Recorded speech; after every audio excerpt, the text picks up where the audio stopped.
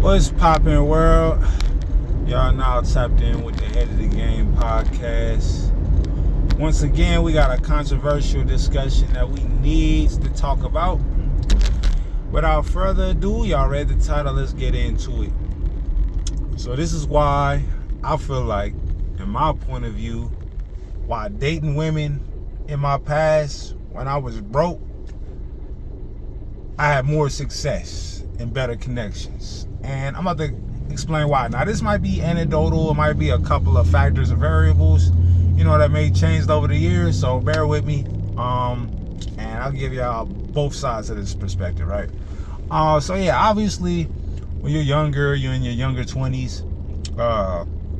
I feel like women are more easier to deal with, only because when you're in your early 20s, it's easier for a woman to date you off your potential, on what you might be or what you might become, or the expectations of being young and stuff like that. It's kind of like a given. They don't expect much except just to be you, and you just getting started, right?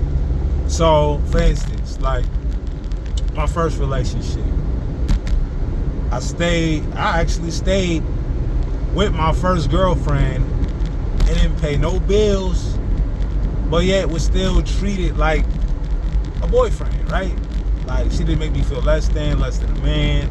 I think a big part of that is probably how much she liked me at the time. So that's kind of like a given. But also, you gotta just understand that I just had a lot more access, right? A lot more access. Now, I will add in this, right before this whole, superficial social media age, maybe like 15 years ago, and men that was dating at that time can probably vouch for this. Women were a lot more accepting, because they wasn't always in the know of who's doing what and how, people just stay within their relationships. They didn't measure their relationships or their interactions based off of the hyper-inflated, reality of social media and how everybody else is, right?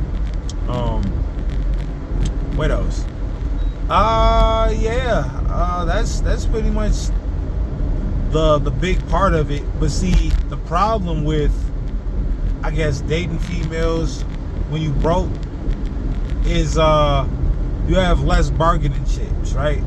You have less bargaining chips. So if a woman has a bad attitude or have other bad character traits, you're more willing to accept them doing to who you are and how you measure up. What are your qualifications, right? And also, it sets the tone. When a woman sees you as a certain kind of guy that ain't really got your stuff together, it could be a good or a bad thing depending on the nature of the woman, right? Because if her nature is like very controlling, then maybe she wants you on the lower level, so she can overcompensate to keep you, because she knows that if you were on a certain level, you wouldn't be bothered with her in the first place, right? That's another factor. I will tell you now, on the other side of things, now that my finances are starting to get a lot better, you have a lower tolerance for dealing with certain kinds of women, just because now you got more to lose. When you got nothing to lose, I don't want to say absolutely nothing, but when you got the bare minimum to give, you're more prone to take risks. You feel me?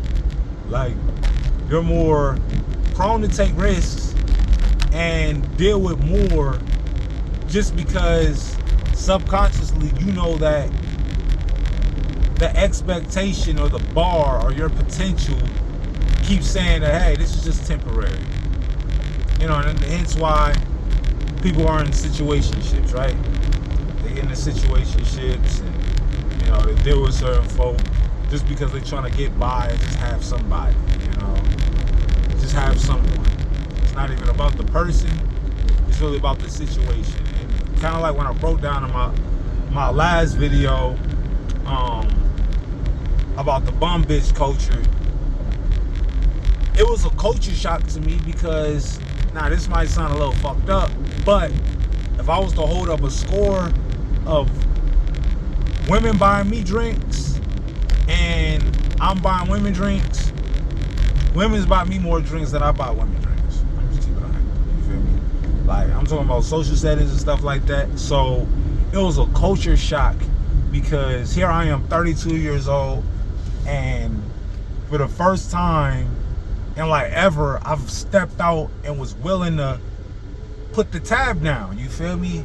Because that's what, the whole, portrayal of the high value man, and being able to provide, and so it was a culture shock for me.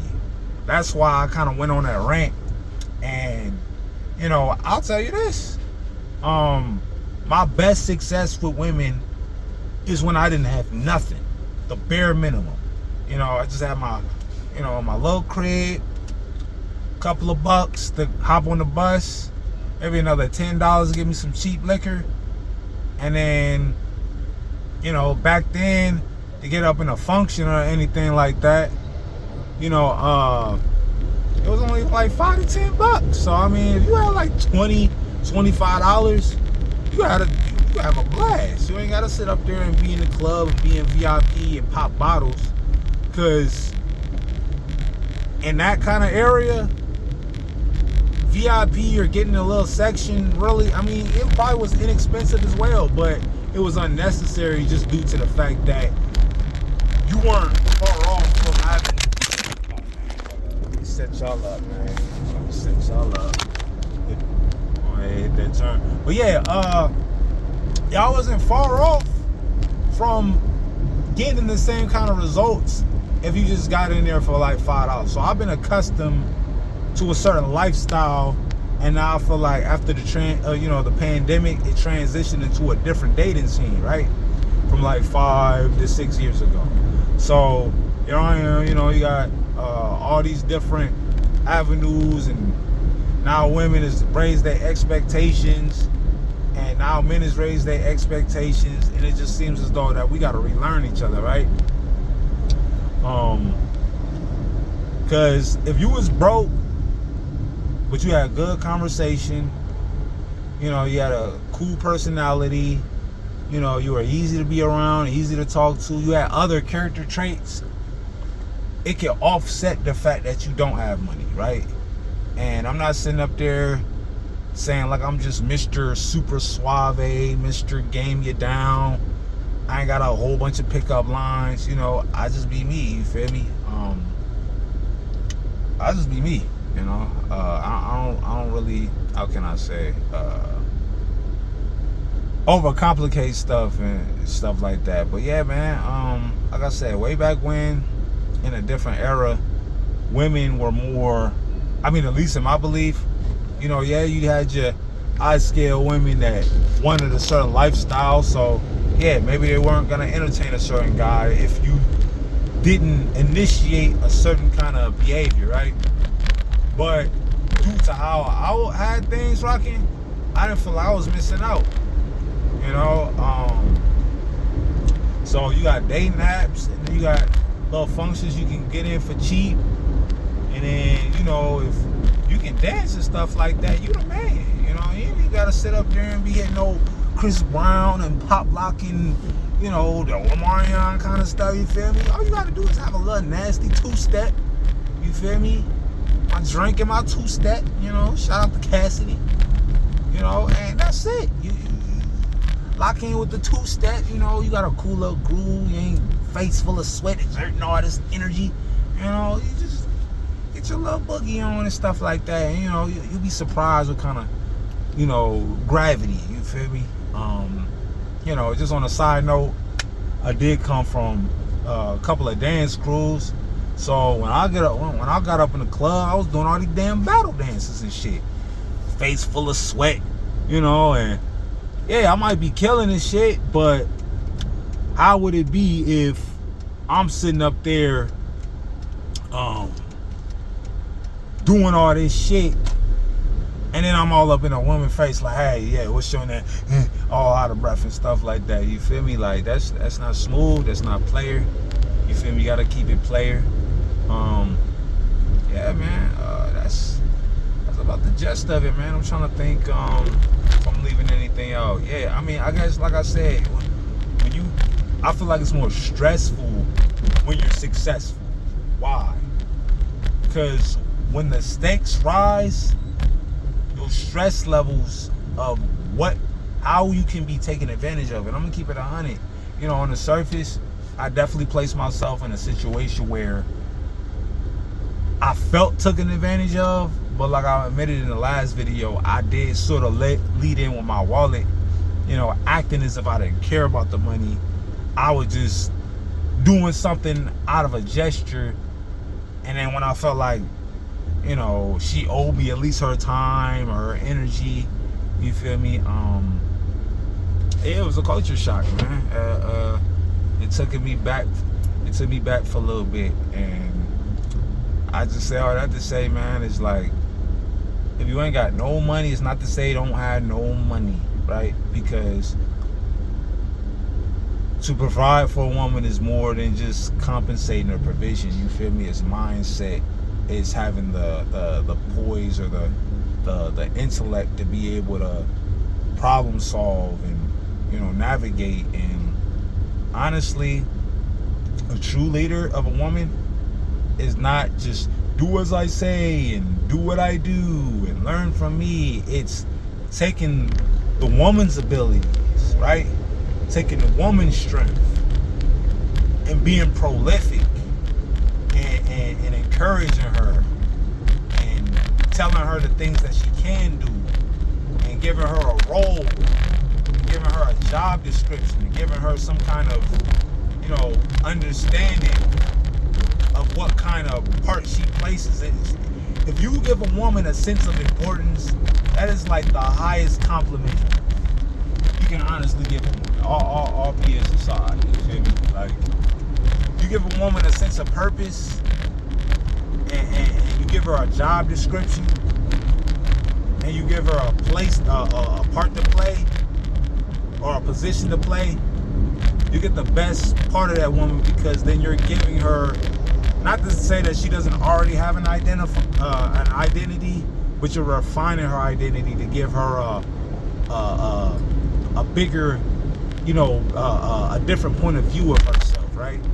And if it's positive, and she's starting to put the work in, and she's starting to see those results develop, yeah, she's gonna have a lot to appreciate you for, because she's now feeling like you're positioning her to be a better woman. So it's crazy how we look at leadership, like, it's either you're a leader or you're trying to boss somebody around, right? You're trying to micromanage somebody and not allowing them to function as a grown adult, right? And having a great reward system. So say, for instance, you're in a relationship with a woman, and this is why when people talk about, finding your purpose or finding your, your niche or whatever it may be before you find the woman, then when you have a great presentation, you have and you have to understand that you're not for every woman, and you should want to be for every woman, because there's certain women that you place in your life and it's going to be counterproductive. So understanding that, hey, I only have a compatible nature for this subgroup, a specific kind of women. Any other women outside of that is going to be an alternative. It's not going to maximize my ability, to be able to coexist with my partner, right? So if you meet a woman and she's more, how can I say, she's admirable, and she looks up to you for guidance and understanding, then that's the best place that a woman could feel, because then you're placing her in also leadership roles. Because I'm gonna be honest, true leadership is positioning the followers to lead in their own regard, right? Delegating responsibilities so you don't have to do everything, right? That's why when somebody has a company, right, they're a company owner, and then they have CEOs, they got managers, they got supervisors, and under those they got employees, and everybody has a different job description. But it's all delegated from the person at the very top, right? And it's a system. And in each position, each role that a person has to participate in is a form of leadership, right? It may be self-leadership, but you're carrying out an action, that's contributing to the bigger, the bigger purpose or the bigger point, right? So if you're having that within a relationship, then a woman subconsciously will understand that, hey, if we decide to have kids, he will also be like that towards his kids. And his kids will have a sense of purpose and a sense of responsibility and a sense of understanding their value. Because empowering somebody initially gives them value because they're in charge of something. If you're always micromanaging and not giving the leeway for a person to be able to, have an understanding of who they are and what they are, no sense of understanding, then they're gonna feel either unappreciated, they're gonna feel lost, and they're gonna feel undervalued. They're not gonna have a sense of direction. But I know I kind of went on a tangent as far as like the leadership aspect, but the fact of the matter is that maybe I'm just looking at it, on one side of the coin, because obviously, well, I don't want to say obviously, a lot of these interactions with these women that I met in the past, especially in my younger years, none of them was long term, right? None of them was long term, and maybe subconsciously only went after a certain kind of woman that was gonna handle me in a certain way that I was still gonna be able to, how can I say, somewhat of my cake and eat it too. It's kind of like, I don't want to say I'm like super on my player kind of stuff, but I pride myself on being honest, right? Being honest, but maybe in the same sense not telling on myself. So if there's somebody that wants to inquire about who I got or what I got going on, sure, I'll tell you, but maybe I won't go out my way and say that just because, that's what I was doing at the time. So that's pretty much my experience, you feel me? I feel like now that I'm becoming more of a man of means and substance, and like I said, I'm not saying I'm well off or whatever, I just feel like my mindset, you feel me, in the way I look at things, like my value system is altered dramatically. So the things that used to inspire me,